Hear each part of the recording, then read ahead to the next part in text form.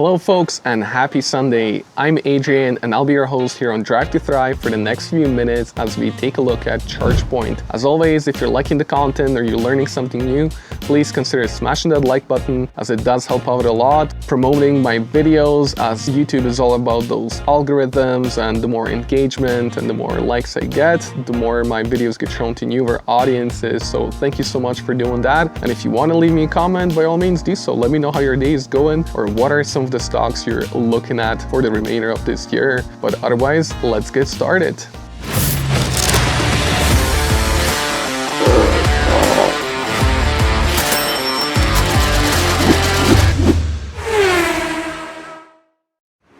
All right, starting off on our daily chart of Chargepoint, we can see that there's a really strong support level that I was highlighting in my previous video is still in play.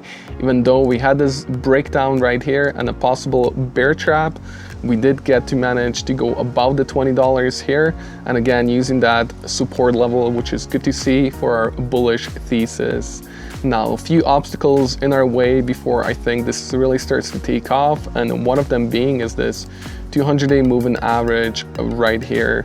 Now, as I've highlighted in some of my previous videos, if a stock is below the 200-day moving average, it means it's got that bearish momentum to it. As soon as we start breaking above here and then using this as support, that means that our bullish momentum or our bullish bias is in play. So keep an eye out on this 200-day moving average.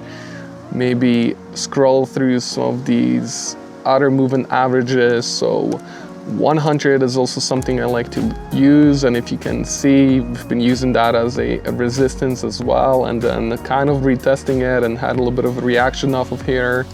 Let's go to our 50. Seems like we broke above the 50-day and then using this as support, so that is good. And if we go all the way down to 20, again, we are above the 20-day moving average and looking pretty good, which that 20-day is sitting just about this $20 support. Now, if I zoom out, a couple of targets that I have in mind for this short term, possibly for the end of the year, is this $26.80 level right here. This is where we kind of had this previous reactions and previous resistance levels right here. And if we manage to break this, then we have this descending triangle that's also in play right now. So that puts us just above that target of $26.80, so about $28. And then once we can break this out, then I think we can move all the way up to $35 and possibly up to 40. Now, there are lots of things that are in play, one of them being the infrastructure package. Now, I know it has changed quite a bit since what the original proposal was, so keep an eye out on that, because possibly if we do get rejected off of this 200-day moving average and we end up taking the support level again, then this is where I think Chargepoint could move even lower. So definitely something to keep in mind. Now, if we wanted to put on a trade in our practice accounts or just to keep an eye out on it, you know, I'd like to get in, maybe wait for this retracement. Now, if I zoom out, you can see that on our daily chart, we are overbought right now on our stochastic. So maybe wait for the stochastic to come down, possibly fill in this gap right here and then retest the support around 20 bucks. Now, once you get in at $20, then you can set your stop loss just below this $17.50 price right here. And if we start taking that out, then that's your cue to get out of this trade. Now, looking at our MACD, so we are in this bearish momentum, like I said. However, looking to start crossing over and maybe some life to possibly get into that bullish momentum, but we'll wait and see for the stochastic where it wants to take us. Now, if we go over to our weekly, looks like a possible recross right here on the MACD, so that'd be good. And then we do have lots of room for the stochastic to run. And on our monthly, which is really like a 6-month kind of cycle, there's lots of room for this to keep going up. Now, if we go back to our daily, let's see, our next earnings are coming up in December 29th, so still a couple of months away. Our previous earnings back from September were pretty good. We meet the expectation on the earnings, and then we did end up breaking the revenue here, so that is good.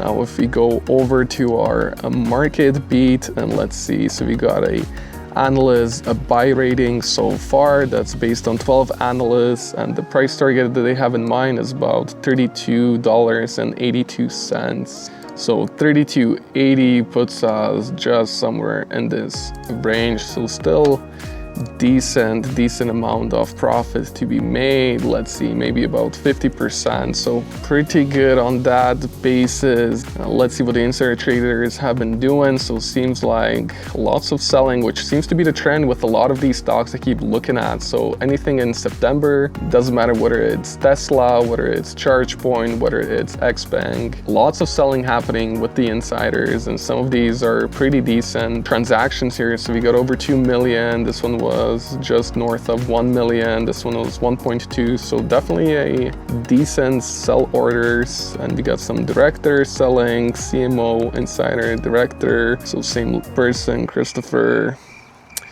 So not something we want to see. Now let's see what our short interest on this is. About 10.72%. So nothing out of the ordinary.